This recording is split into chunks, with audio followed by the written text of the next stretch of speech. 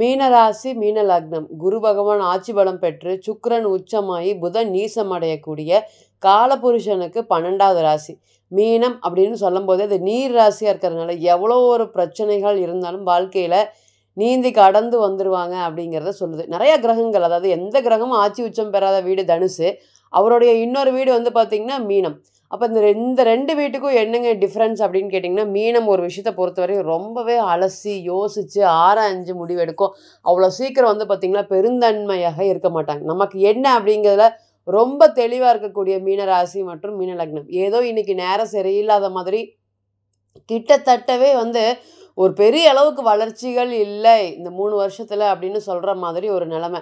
7.5 சனி plus Rahu, அதுக்கு போல் 7ஆம் இடத்துல கேது, இதுக்கு மேலே ஒரு காம்பினேஷன் இருக்கா அப்படிங்கிறது தெரியல. ஒரு கோடு போட்டு பாருங்கள், ராகுவும் கேதுவும் குறிக்கக்கூடிய இடத்துல ஒரு கோடு போட்டு பார்த்திங்கன்னா அனைத்து கிரகங்களும் உங்களுடைய 7ஆம் இடம் சம்மந்தப்பட்ட அனைவருமே வந்து பார்த்திங்கன்னா 7ஆம் இடத்தோட முடிஞ்சிருவாங்க. அந்த மாதிரி ஒரு கோடு, இக்கட்டான கோடு போட்டு பார்த்தீங்கன்னா அந்த கோட்டில் நீங்கள் அடைஞ்சிருக்கிற மாதிரி, இந்த வாழ்க்கையிலே நீங்கள் அடைஞ்சிருக்கிற மாதிரி, அதில் ஃபிட்டு இல்லாத மாதிரி ஒரு விஷயங்கள் எல்லாமே நடந்திருக்கு. அதாவது ராகு கேதுவோடைய இடைவெளிக்கு நடுவில் உங்களுடைய லக்னமோ இல்லை ராசியோ மாட்டியிருக்குன்னு. அப்போ எதுவுமே என்ன பண்ணியிருக்கீங்க, இந்த 2 வருஷமாக சுதந்திரமாக எதுவுமே செயல்படுத்த முடியல.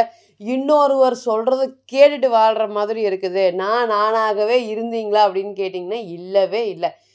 தொடர்ந்து கடன் பிரச்சனைகள், மனசு வந்து அவ்வளோ கவலைப்படக்கூடிய அளவுக்கு ஒரு சூழ்நிலைகள், அனுதினமும் எந்திரிச்சு என்ன பண்ணுறது அப்படின்னு தெரியாமல் கவலையோடையே தூங்குறது, அல்லது நமக்கு பிடிச்ச நபர்கள்கிட்ட வந்து பார்த்திங்கன்னா கோபத்தை அதிகப்படியாக வெளியே காமிக்கிறது, இல்லை அவங்க அந்த கோபத்தை நம்மக்கிட்ட காமிச்சு நம்மக்கிட்டேருந்து விலகி போகிறது, இந்த மாதிரி பல பிரச்சனைகள் நடந்திருக்கு.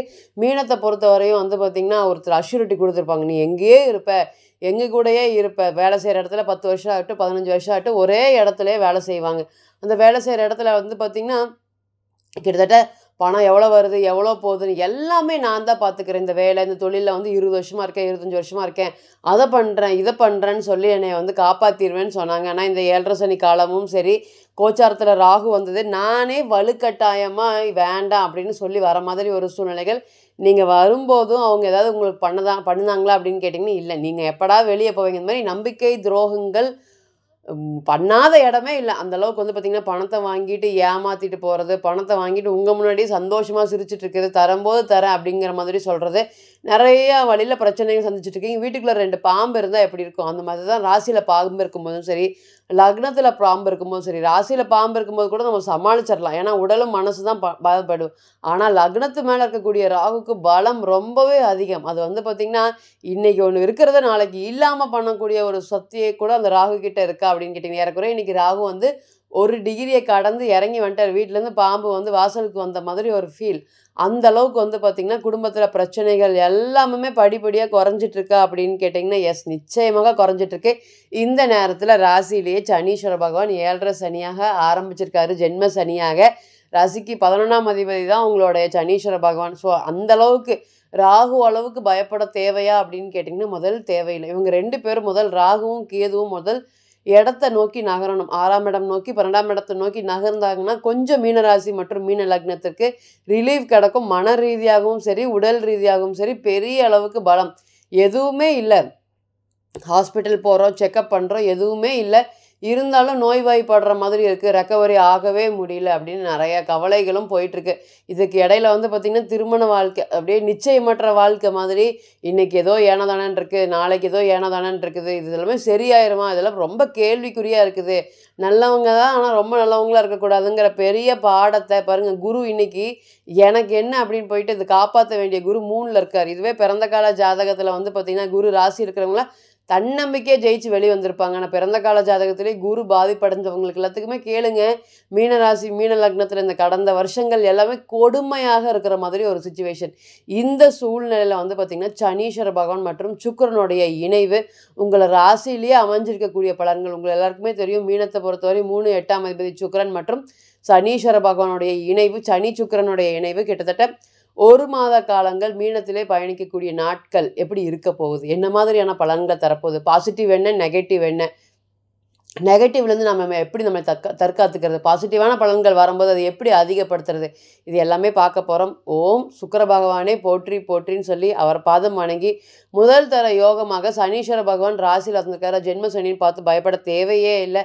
ஃபஸ்ட்டு ஜென்ம சனி காலத்தில் தான் நமக்கு இடம் மாற்றம் சம்மந்தப்பட்ட விஷயங்கள் அனைத்துக்குமே சக்ஸஸ் கொடுக்கும். ஏன்னு கேட்டிங்கன்னா சனி மேலே சந்திரன் வரும்போது, சந்திரனுங்கிறது மாற்றத்துக்கான காரக கிரகம். அப்போ சனீஸ்வர பகவான் வரும்போது வேலையில் நம்ம இப்படியே இருக்கிறோமே மாற்றணுமே, நம்ம தொடர்ந்து இப்படி பின்னாடி போயிட்டே இருக்கிற மாதிரி இருக்குது, சம்பளம் ரொம்ப கம்மியாக இருக்கிற மாதிரி இருக்குது, எல்லாரும் அடுத்தடுத்து ஸ்டேஜுக்கு போகிற மாதிரி இருக்குது, நம்மளும் வாழ்க்கையில் முன்னேறணும் அப்படின்னு நினச்சி வருத்தப்பட்டுட்டு இருந்த உங்களுக்கு இந்த இடமாற்றம், இந்த 7.5 சனியோடைய இடமாற்றம் ப்ளஸ் அஷ்டமாதிபதினு சொல்லக்கூடிய சுக்கிரனுடைய உச்சம் பெறக்கூடிய கிரக சேர்க்கைகள் ரெண்டுமே ஒரு இடமாற்றத்துக்குண்டான பெரிய யோகத்தை தரதுக்கு காத்துட்ருக்கு. அதே போல் என்னோடய பையனாக இருக்கட்டும் பொண்ணாக இருக்கட்டும் வேலை வாய்ப்புகளுக்கு ரொம்பவே முயற்சி பண்ணிகிட்ருக்குறாங்க. கிடைக்கிற வேலையை அப்படியே பார்த்திங்கன்னா செஞ்சுட்டு இருந்தாங்க. இருந்தாலுமே அதில் ஒரு சாட்டிஸ்ஃபிகேஷன் அப்படிங்கிறது அவங்களுக்கு வரவே மாட்டேங்குது.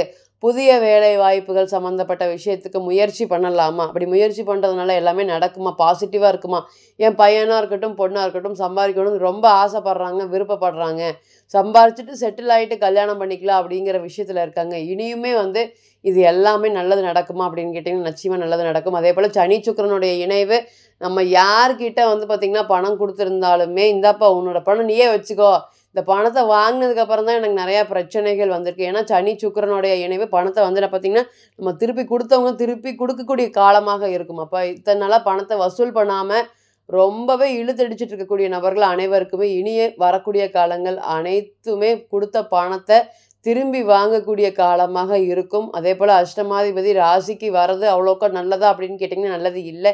எதை வச்சு பேசி பிரச்சனை எடுத்து சண்டையை போட்டு அதன் மூலியமாக ஏதாவது ஒரு ப்ராப்ளத்தை ஏற்படுத்தலான்னு நிறைய எதிரிகள் தொந்தரவுகள் அதிகமாக இருக்கும். ஏன்னா சூரியன் பாருங்கள் ராசிக்கு 2ஆம் இடத்துலையே இருக்கார். அதனால் எதிரிகள் தொல்லையிலேருந்து ரொம்பவே கவனமாக இருக்கணும். அந்த எதிரிகள்னால நமக்கு நிறையா ஆபத்துக்கள் வர்றதுக்கும் வாய்ப்பு இருக்கா. ஒன்றுமே பேசலினாலுமே வலுக்கட்டாயமாக சண்டையை போட்டு அந்த இடத்துல ஏதாவது ஒரு கௌரவ குறைச்சலோ ஒரு அவமரியாதையோ ஏற்படுத்தி கொடுத்துருவாங்க. உங்களுடைய புத்திசாலித்தனத்தை இன்றைக்கி நீங்கள் காமிச்சு ஜெயிக்க முடியுமா? இன்றைக்கி இருக்கிற கோச்சாரம் மீன ராசி மற்றும் மீன லக்னத்துக்கு புத்திசாலித்தனத்தை வச்சு ஜெயிக்க வாய்ப்பு ரொம்ப ரொம்ப கம்மி. அதனால் நீங்கள் போடக்கூடிய பிளான் எல்லாமே சொதப்புறதுக்கு வாய்ப்பு இருக்குது. அப்போ ஒரு வாட்டிக்கு 2 வாட்டி முயற்சி பண்ணி ஒரு விஷயங்களும் அடி எடுத்து வைக்கணும். அதே போல் தேவையில்லாத 6ஆம் அதிபதி 2க்கு வந்திருக்கிறாரு. அதே போல் அஷ்டமாதிபதி ராசிக்கு வந்தனால என்ன பேசுகிறோம் ஏது பேசுகிறோன்னு தெரிஞ்சு பேசும்போது நமக்கு நிறையா பிரச்சனைகள் பார்த்திங்கன்னா தவிர்க்கப்படுது. அப்படி பேசிட்டிங்கன்னா அதவே ஒரு காரணம் காட்டி குற்றம் குறை சொல்கிறதுக்கு பெரிய அளவுக்கு சண்டை சச்சரவுகள் வரதுக்கும் வாய்ப்பு இருக்கா அப்படின்னு கேட்டிங்கன்னா வாய்ப்பு இருக்குது. இதில் எல்லாத்துலேயுமே மீன ராசி மற்றும் மீன லக்னம் கவனமாக இருக்கணும். 2வது எப்படி என்ன அப்படின்னு கேட்டிங்கன்னா வெளியூர்.